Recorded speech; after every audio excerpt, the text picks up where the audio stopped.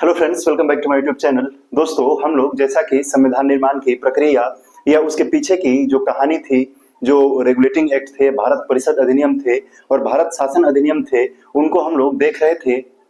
उस कड़ी में आज ये आखिरी क्लास है जिसमें हम लोग देखेंगे 1935 के भारत शासन अधिनियम को और 1947 के भारतीय स्वतंत्रता अधिनियम को।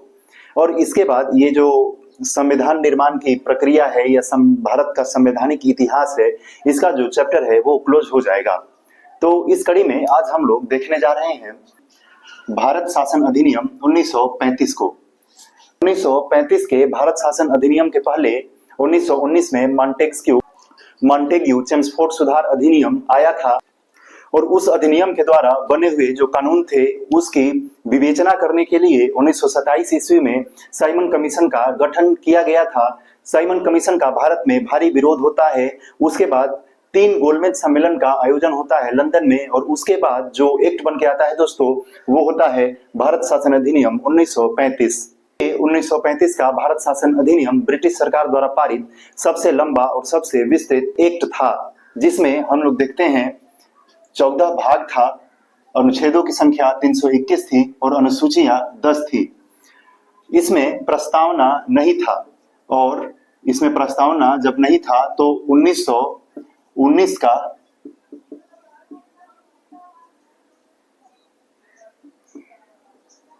प्रस्तावना ही इसमें रखा गया था। तो एक बार आपको ये चीज ध्यान में रखना है कि भारत शासन अधिनियम में 14 भाग था, अनुच्छेदों की संख्या 321 और 10 अनुसूचियां थी।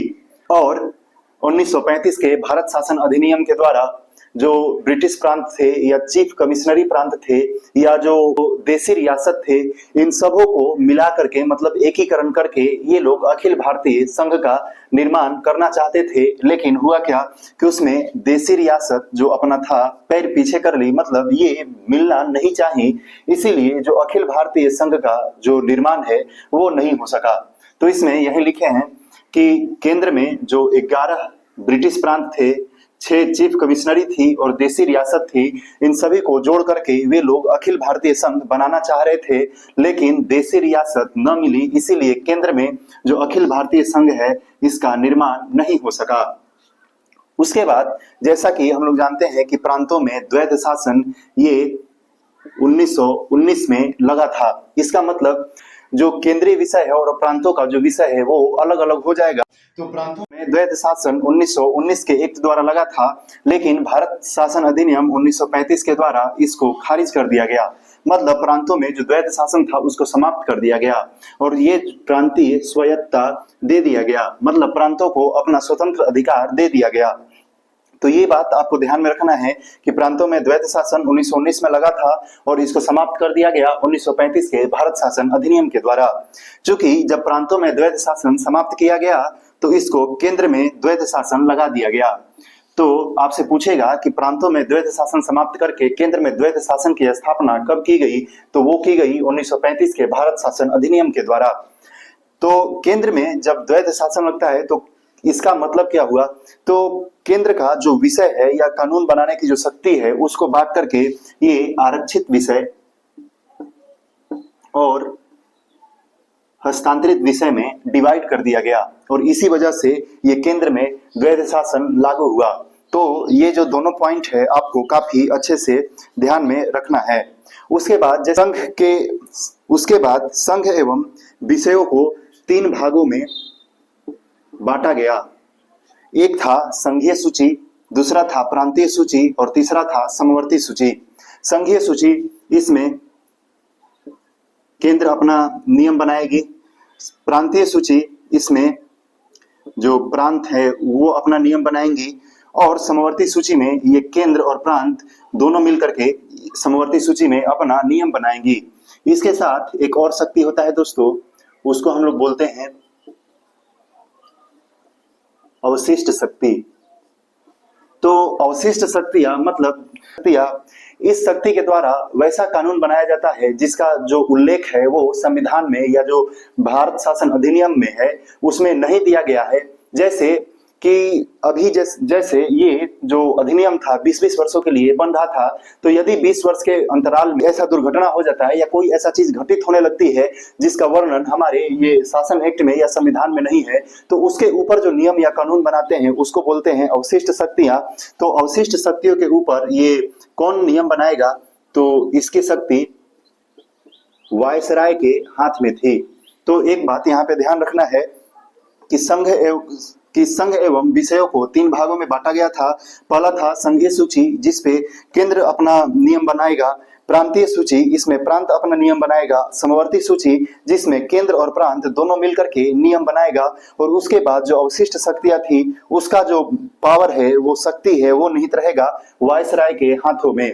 इसके बाद 1935 के शासन अधिनियम के द्वारा और भी महत्वपूर्ण कार्य किए गए हैं। आइए उसको हम लोग दूसरे स्लाइड में देखते हैं। और भारत शासन अधिनियम के द्वारा और महत्वपूर्ण काम किया गया था दोस्तों कि 1937 ईस्वी में संघीय न्यायालय की स्थापना की गई थी। और ये संघीय न्यायालय का कार्य क्या था, तो संघ और उसके इकाइयों के बीच में जो कुछ विवाद होता है उसके सुनवाई के लिए या निपटारा के लिए ये संघीय न्यायालय की स्थापना 1935 के एक्ट के द्वारा 1937 में किया गया था। इसके द्वारा एक और महत्वपूर्ण काम किया गया था दोस्तों, जैसा कि हम लोग जानते थे कि भारतीय परिषद होता था सचिव को सलाह देने के लिए। तो यहाँ पे जो भारतीय परिषद था उसको समाप्त करके सचिव के लिए परामर्शदाता का व्यवस्था किया गया था कि अब जो सचिव को सलाह देंगे या उनके योजना में अपना सहयोग देंगे उसको भारतीय परिषद नहीं बोलेंगे, उसको परामर्शदाता बोलेंगे। तो ये भी प्रावधान 1935 के एक्ट के द्वारा किया गया था। और इसके बाद जो आज का म्यांमार है, जिस बर्मा बोला जाता था, तो भारत से बर्मा को अलग कर दिया गया 1937 ईस्वी में। तो आपको ये बात भी ध्यान में रखना है और एग्जाम में पूछा भी जाता है कि किस एक्ट के द्वारा बर्मा को भारत से अलग कर दिया गया, तो वो हो जाएगा 1935 का एक्ट। और किस वर्ष में अलग किया गया, तो वो हो जाएगा 1937। इसके बाद सांप्रदायिक निर्वाचन, जो कि हम लोग मार्लो मिंटो से स्टार्ट किए थे, कैसे मुस्लिमों को पृथक निर्वाचन का अधिकार दे दिया गया था। फिर 1919 में सांप्रदायिक प्रतिनिधित्व है या सांप्रदायिक निर्वाचन प्रणाली है, उसको और विस्तार किया गया था। मुस्लिमों के साथ साथ सिख, ईसाई और आंग्ल भारतीय या जो यूरोपियन है उनको भी पृथक निर्वाचन का अधिकार दिया गया था। तो 1935 ईस्वी में ये जो सांप्रदायिक निर्वाचन पद्धति है उसका और भी विस्तार किया गया। इसमें क्या किया गया कि दलित वर्ग के लिए, महिलाओं के लिए और मजदूर के लिए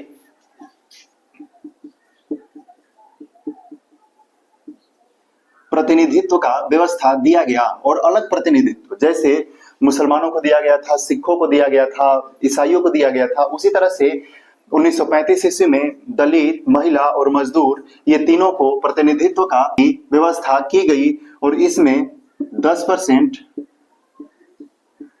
भारतीय मतदान कर सके ऐसा व्यवस्था बनाया गया, जिसमें 10% भारतीयों को मतदान करने का जो अधिकार था गया। तो ये बात भी आपको इस अधिनियम के साथ ध्यान में रखना है। इसके बाद मुद्रा एवं साख पर नियंत्रण के लिए आरबीआई का स्थापना किया गया। आरबीआई मतलब रिजर्व बैंक ऑफ इंडिया। तो रिजर्व बैंक ऑफ इंडिया की जो स्थापना है वो 1935 के भारत शासन अधिनियम के द्वारा किया गया था। इसके बाद राष्ट्रीय लेवल पे, संघीय लेवल पे यूपीएससी है, मतलब यूनियन पब्लिक सर्विस कमीशन, जिसको संघ लोक सेवा आयोग बोलते हैं। और राज्यों में जो पीसीएस है, राज्य स्तर पे अपना जो प्रशासनिक नियुक्तियां है वो करती है। तो इसका जो प्रावधान बनाया गया था कि एक नेशनल लेवल पर और एक स्टेट लेवल पे आयोग रहेगा, तो इसका भी व्यवस्था 1935 के भारत शासन अधिनियम के द्वारा किया गया था। और कैसे किया गया था कि संघीय लोक सेवा आयोग के साथ साथ प्रांतीय सेवा आयोग का गठन किया गया था। तो 1935 के भारत शासन अधिनियम से इतने सारे महत्वपूर्ण पॉइंट या महत्वपूर्ण काम हम लोगों के एग्जाम में बार बार पूछे जाते हैं। चूंकि 1935 के अधिनियम का लगभग 80 से 75% जो हिस्सा है वो हम लोग भारतीय संविधान में सेम टू सेम कॉपी किए हैं, इसीलिए 1935 के भारत शासन अधिनियम को भारतीय संविधान का ब्लूप्रिंट भी कहा जाता है। आइए अब 1935 के बाद हम लोग देखते हैं 1947 के भारत स्वतंत्रता अधिनियम को। और संवैधानिक इतिहास के संविधान निर्माण की प्रक्रिया में जो आखिरी ब्रिटेन के संसद के द्वारा बना हुआ वो था दोस्तों भारतीय स्वतंत्रता अधिनियम 1947। जैसा कि हम लोग जानते हैं कि हम लोग का देश 15 अगस्त 1947 को स्वतंत्र हुआ था। तो जो भारत स्वतंत्र हुआ था वो हुआ था दोस्तों भारतीय स्वतंत्रता अधिनियम 1947 के द्वारा। इसमें जो पहला पॉइंट है कि 3 जून 1947 को माउंटबेटन योजना आता है, जिसमें भारत का विभाजन का रूपरेखा तय करता है। एग्जाम में सीधे पूछा जाता है डेट के साथ कि माउंटबेटन योजना कब आया था, तो वो हो जाएगा दोस्तों 3 जून 1947। इसके बाद भारतीय स्वतंत्रता विधेयक, जब भी कोई एक्ट आता है तो उससे पहले उसको संसद में रखते हैं, जिसको हम लोग विधेयक या बिल बोलते हैं। तो एक्ट बनने से पहले जो उस कानून को हम लोग विधेयक बोलते हैं। तो भारतीय स्वतंत्रता विधेयक 4 जुलाई 1947 को ब्रिटेन के संसद में पेश किया गया था और 18 जुलाई 1947 को इसे स्वीकृति मिल गई थी। किससे स्वीकृति? तो ब्रिटेन की संसद के द्वारा। 18 जुलाई 1947 को जब स्वीकृति मिलती है तो इसको बोला जाता है कि 15 अगस्त 1947 को इसको लागू कर दिया जाएगा। स्वतंत्रता अधिनियम 1947 कब लागू हुआ दोस्तों? तो लागू होता है 15 अगस्त 1947 को। ऊपर का लिखा हुआ ये चारों डेट जो है वो अपने आप में काफी महत्वपूर्ण होता है और एग्जाम में डायरेक्टली डेट वाइज इसी तरह पूछ दिया जाता है कि माउंटबेटन योजना कब आया था, तो 3 जून 1947। भारतीय स्वतंत्रता विधेयक कब पेश किया गया था? तो 4 जुलाई 1947। भारतीय स्वतंत्रता विधेयक को कब स्वीकृति मिली थी? तो वो हो जाएगा 18 जुलाई 1947। और इसे लागू कब किया गया था? तो 15 अगस्त 1947। इस अधिनियम के तहत जो विभिन्न कार्य किए गए थे दोस्तों उस पे लिख लिए हैं। तो अब हम लोग समझते हैं। भारत में ब्रिटिश राज समाप्त होगा।